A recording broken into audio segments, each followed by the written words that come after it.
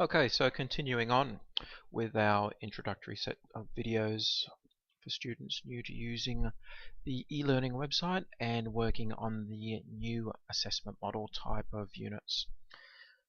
With our formative assessments that we were discussing in the previous video, as I mentioned, there's no direct way to know does this question have anything to do with reading in part 1. But I can assure you that the way it is set up, that the first lot of questions, and then as I go to activity 2, the next lot of questions. So this one, activity 2, says why are operational plans necessary? So if I go back to the learning itself, and I can see here as one of the performance criteria, develop work plans in accordance with operational plans. So from my note taking, it'll become clear to me that that's where my answer will be derived from here, and so on.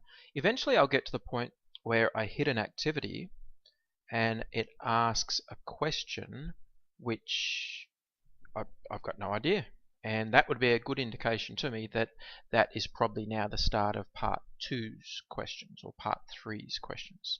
How will you know that? Well, remember, you've spent a lot of time reading through the information, rereading the information, taking notes. You'll know it. You'll start to see terms that you've just not seen at all, that contingency just wasn't mentioned in the part 1.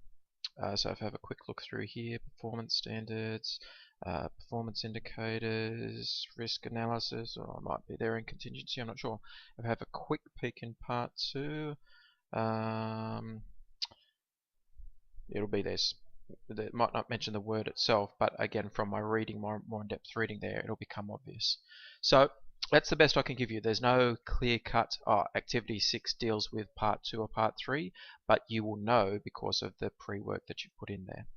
So, important information, there are lots of activities here, and those activities will ultimately span all of your reading from part 1, 2, 3, 4, which is all to do with managing people performance. So you'll need to make the judgment call on when an activity applies to a reading or not. But if you're like me and most people, you would be very wise to stop after you do part 1's reading and then do the assessment questions up to the point that you think you're at, and then do part 2's reading, return to the formative assessment questions, and start to answer them. Now, we can talk about summative assessments. These are larger questions. Quite often they'll be project-based questions, or they'll be questions that's maybe they're short questions, and let's have a look at one of them.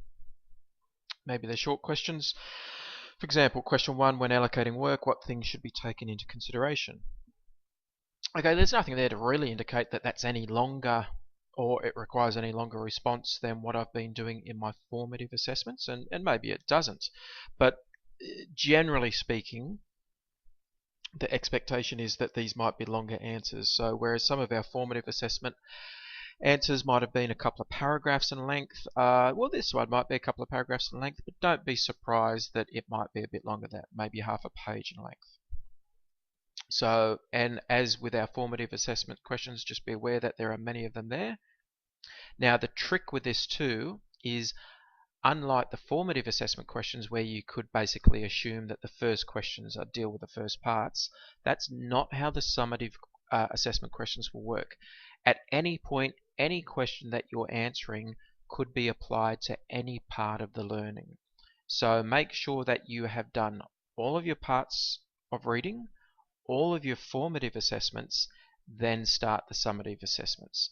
So when you read this question, you will hopefully recall, because you've done so much work already, hopefully you'll be able to recall that, oh yeah, when we're talking about this sort of thing, I remember reading about that in part 2 and maybe a bit of part 4, and refer back to your notes for that and draw your answer from those notes.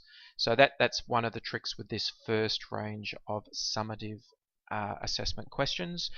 There is no match saying that question 1 will be from part 1 or part 2. It could be very well from part 4, or maybe it's drawing from all parts. So just keep that in mind. So the next thing that we'll do is discuss the second round of summative assessments, which are definitely somewhat larger questions to deal with.